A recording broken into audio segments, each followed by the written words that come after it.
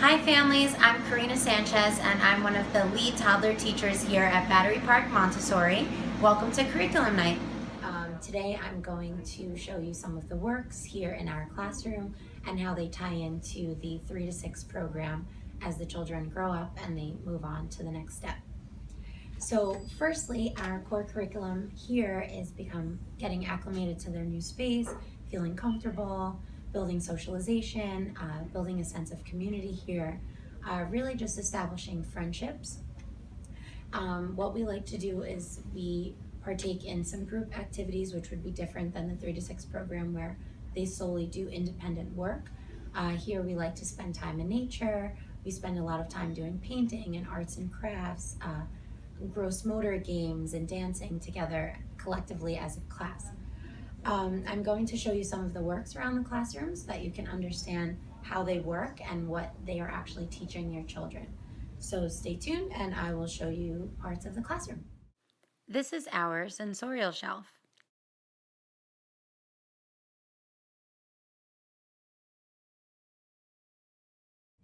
The sensorial works help the children to create their own experiences by different elements of the environment. Simple things such as smooth versus rough, or hot versus cold, heavy versus light, from largest to smallest, smallest to largest, widest to thinnest. These are all sensorial aspects of our classroom. We categorize our senses as smell, touch, hear, taste, see.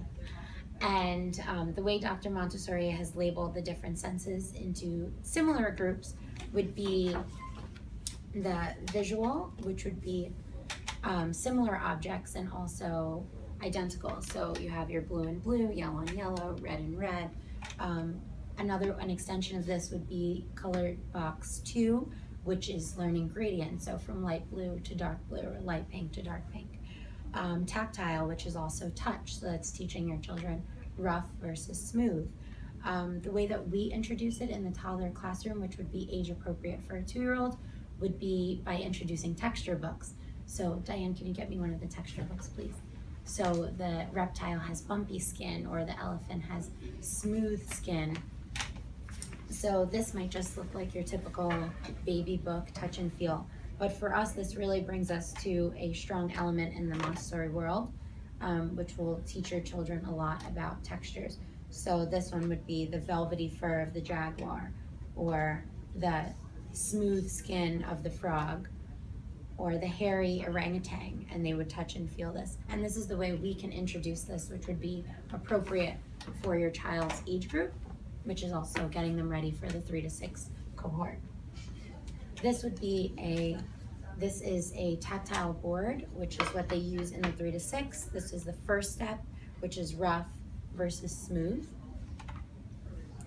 Another section of the sensorial section of our classroom would be the barrack, which is meaning weight. So we teach our children heavy versus light. Diane, could you get me the barrack cylinders there? The way that we teach your children in this grade would be by doing heavy lifting, or just feeling a cotton ball versus a block. One way that they do it in the 3 to 6 is by using these cylinders that they weigh and they match if it's light or if it's heavy. This would be a work that we would introduce later in the year, not right now, and we would introduce it on a smaller scale, so not as many blocks, just about 2 to 3 blocks matching them. Another aspect of the sensorial would be auditory, which is sounds.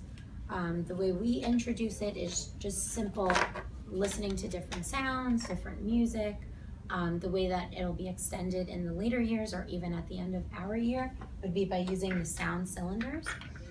There are different versions of this where you would match one box to another box, but in this box, all of the similar sounds are in here. So you would listen to it.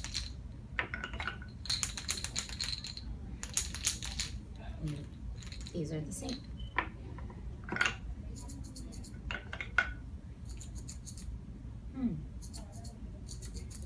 These are the same. These are the same. So that would be matching the sounds. Some have sand, some have a ball in them, some sound like they have beads inside or rice, and that's teaching your children to match sounds of their environment.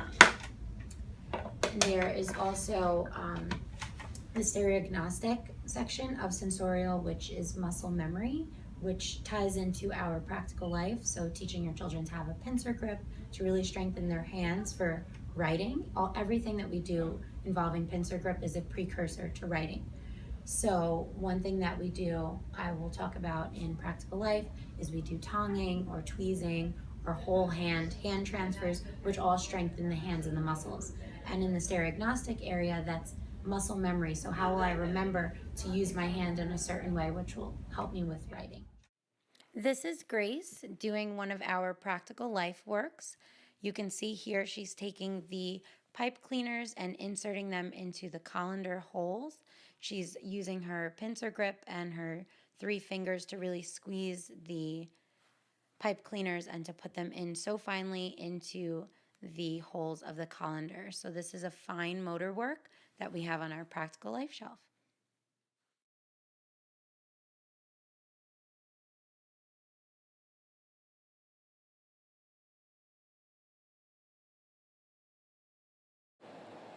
This is Aria. First, she's going to get her mat for her work, and she is going to unroll her mat and get it ready for the work that she is going to begin.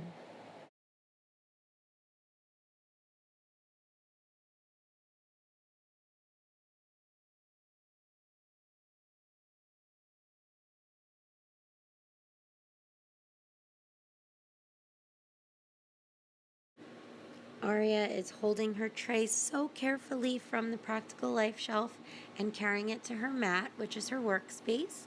Aria received a small lesson on this work a few days prior to this recording.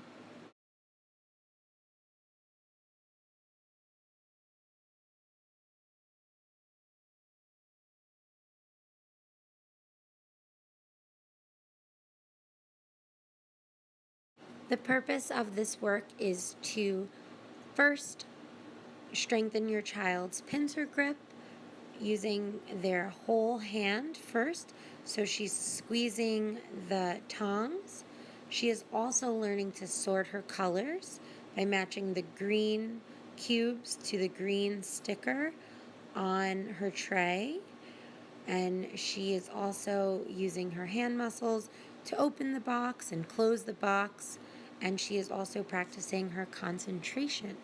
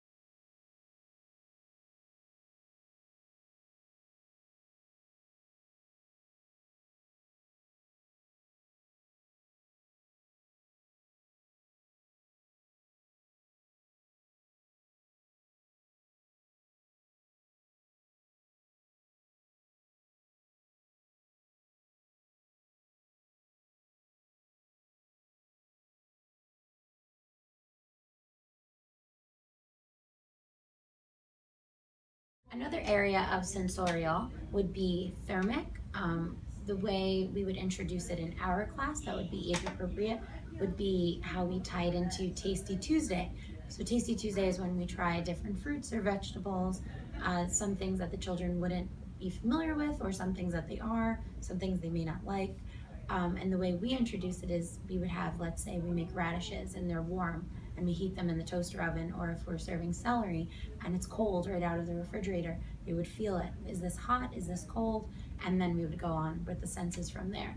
But a way that you learn thermic would be in the 3 to 6 would be by using these thermic tablets, which you'll learn more when your child goes to the 3 to 6 classroom. So they would feel the different materials and they would feel the heat in their wrist according to the material. So you have your marble, you have glass, you have cork and wood, and all of these retain heat differently. So your children, the way they would do it would match the heat. An extension of this would be to blindfold them and have them match it just by the feeling of the warmth and the coldness on their wrist. This is our practical life shelf.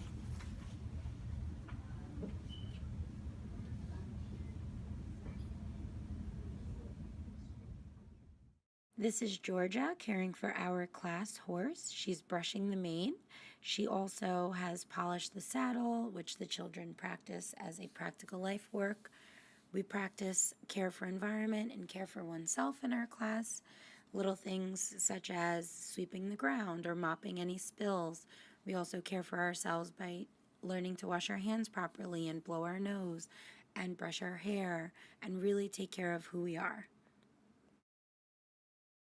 So the practical life area consists of materials that help develop each child's pincer grip.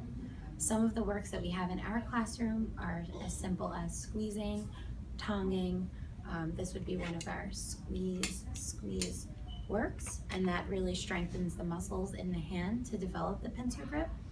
Another work that we have that also ties into matching colors would be tonguing, and this goes into tweezing, which would be the extension of this.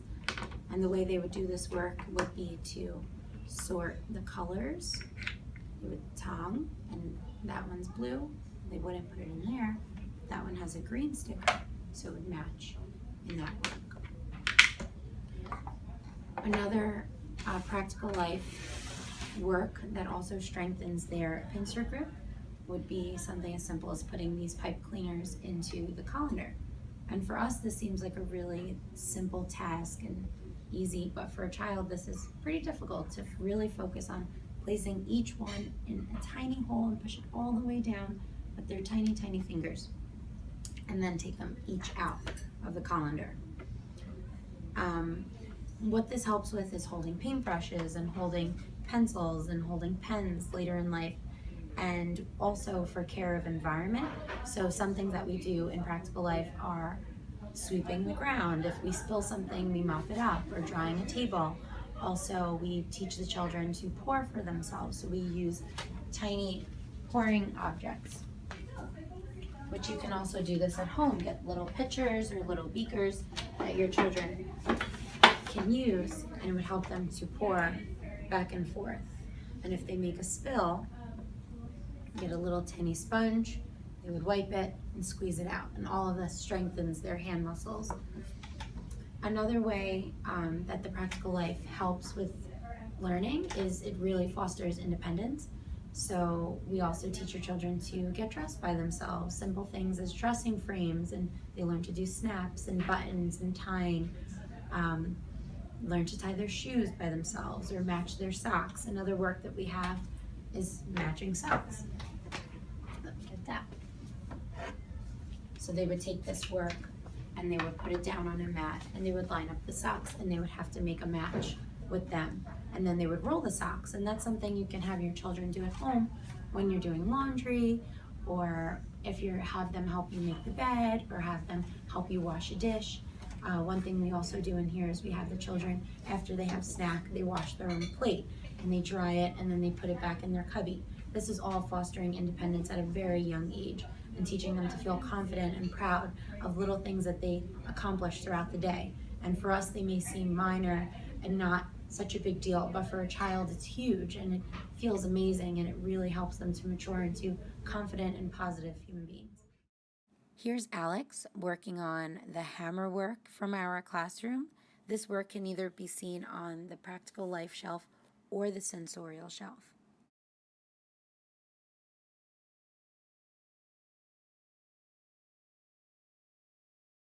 This work is very stimulating for your child visually because of the bright colors, also by sound, hearing the hammer hitting on the nail. This work really strengthens the muscles in your child's hand as they hold the hammer and they place it down. Materials such as the hammer work help strengthen the muscles in your child's hand, and it also helps with hand-eye coordination.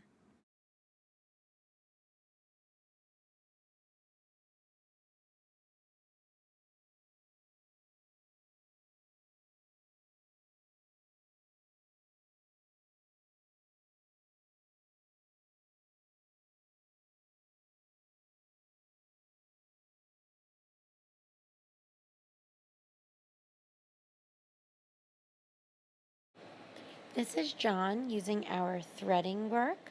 He's taking the large beads and placing them on the tube. An extension of this would be a more fine motor work, which would be taking tiny beads and placing them onto a string and pulling them through. Here you see Zachary using the same work as John, the threading work from our Practical Life shelf. Zachary is really focusing on keeping the beads on the tube, where John found it more satisfying to put the beads on and take them off right away.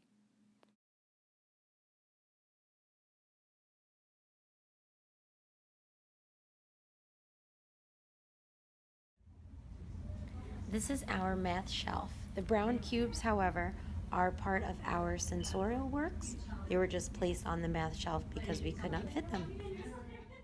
This is a math work that I'm presenting here, and I am going to show you how to learn quantity as well as the numeral of numbers.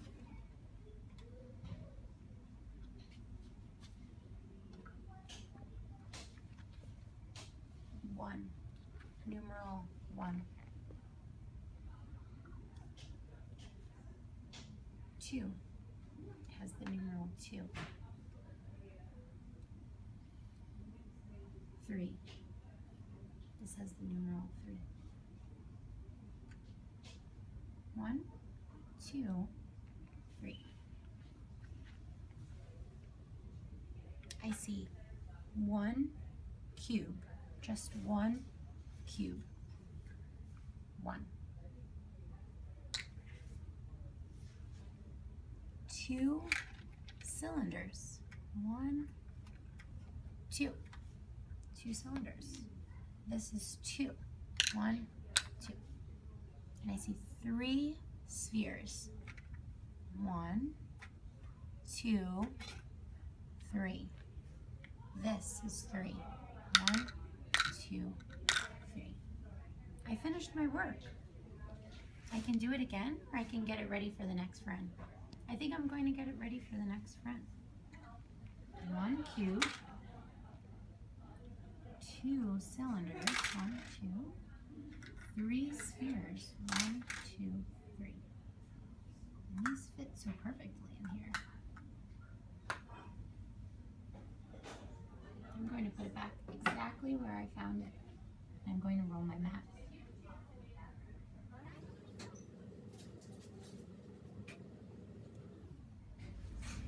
So the math in this classroom is very tangible and concrete. Any child can memorize the numbers 1 through 10, 1 through 20. It's just memorization, but do they really grasp the concept of what is 1, what is 2, what is the tangible feeling of the quantity of 1 or 2? So works like this teach your children what does 1 feel like, what does 2 feel like, so that they can learn not just the numeral, but the tangible feeling, the concrete meaning of 1 versus 2, and to see it visually. 1 is less than 3. 3 shows more, and 1 shows less. The ways we also introduce it is simple counting. Another work that teaches them what is 1 versus 5. You can see it visually. 1 through 5, 5 is more. We also have it with blocks, another visual, very colorful, and easy for the children to understand. Other ways that we use math in our classroom, we'll use something as simple as cows or pigs, and we'll take, okay, Karina has 2 cows and Eugene has 3 pigs, and counting them in that way. that would be another way that you can do that at home. So how many meatballs does mommy have on her plate? How many meatballs does Grace have on her plate? Counting them in that way rather than just telling your child to recite 1 through 10 or 1 through 20. All of our math works are made tiny, they can fit in each child's hand. Ways that this also evolves would be the hanging bead stair. Another area of our toddler classroom is language. The way we introduce language in our class is by reading plenty of stories and books. We tell each other stories in class that we make up in our minds. We also learn the sounds of letters. So instead of saying A is for apple, we would say A, apple, or B, ball, or K, car.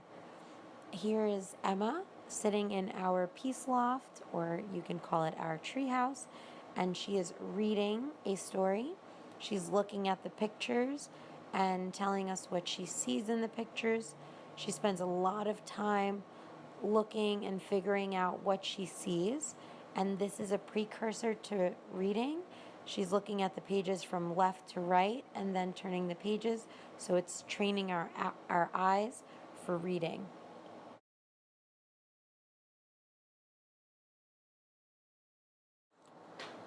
To practice language in our classroom, we also use nomenclature cards.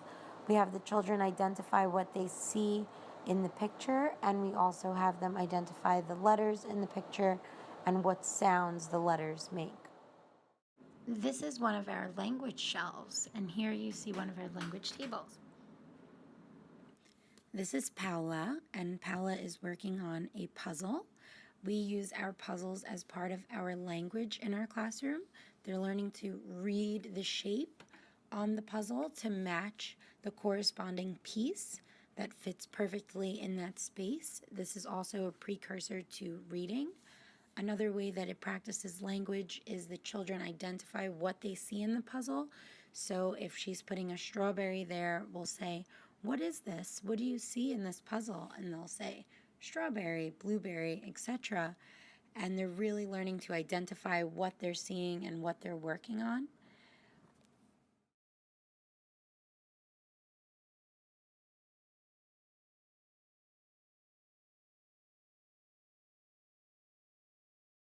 This is Jace working in our dramatic play area of our classroom. He's using our transportation puzzle. While he was doing the puzzle, he was naming exactly what means of transportation he was placing in the puzzle. So he was saying sailboat and train and race car. So he was really practicing his language in this area. Another way that we practice language in our classroom is by singing different songs. We realized with songs, it helps with rhyming, it also helps with sequencing, it helps with sentence formation, and it really helps with pronunciation of really tricky words.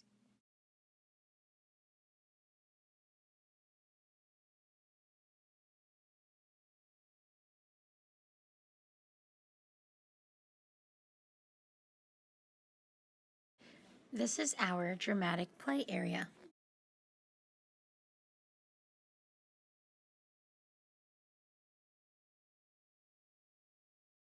This is our kitchen where the children get to do practical life and dramatic play. Another area of our room is the dramatic play area. In the dramatic play area, it helps the children to build friendships and work collectively, to parallel play. They also really learn sharing and taking turns. It teaches them to think abstractly without having such concrete concepts. They get to really explore their imagination and work together, and it's a beautiful area for them to work.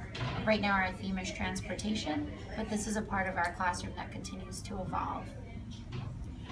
Eventually it'll become an area where they can dress up and they can pretend they're a fireman or pretend they're a police officer or pretend they're a princess, and this area is constantly evolving in our classroom. Right now they can use cars and trucks and trains, and they get to identify what they're using, but they can also just be as creative as possible. They use this road, driving the cars on the road, they get to build, and it's one of my favorite parts of the classroom. In other parts of our classroom, the children put their works in a certain way and things are more concrete. In this area, they can explore and put the works any way that they feel. They can put the people on the road, they can put the cars on the road, they can stack the cars differently, they can place the trees. Eventually we'll have a dollhouse in here, and they'll get to play house, and they'll get to move the furniture around, and they can take any of these pieces, use them in the dollhouse as well. We'll have babies in the classroom, and here just they get to use their imagination as much as possible. Something else that we really focus on in the toddler year is toileting. We bring your children often to the bathroom to visit. They sit on the toilet, they wash their hands, they flush the toilet, and they go through the motions. This is something that we do not want anyone to pressure their child into. It happens organically. They really want to do this independently, and we really emphasize that. So this is our cozy corner. The children have the opportunity to come here and explore books and read. They can take off their shoes. They can lay down if they need to take a rest. We also have our other cozy area in our Peace Loft, where they can also go and read books and rest and lay down. There's fuzzy pillows in there and nice rugs. We're going to put their family pictures on the wall there so they can look at pictures of their families. And here they just have the opportunity to read and rest, and sometimes when their bodies are feeling wiggly or they're not feeling like themselves, we'll ask them if they would like to rest and take a little break in the cozy area. This is really where they can just meditate and calm their bodies. This is one of our cozy corners, and then we also have our Peace Loft, and your children just love to relax and read books and spend a lot of time here. We hope that you had a really fun time at curriculum night, and we hope that you learned a lot. If you have any questions, you can bring them up with Diane or Eugen that are present, and we are excited for a fun year.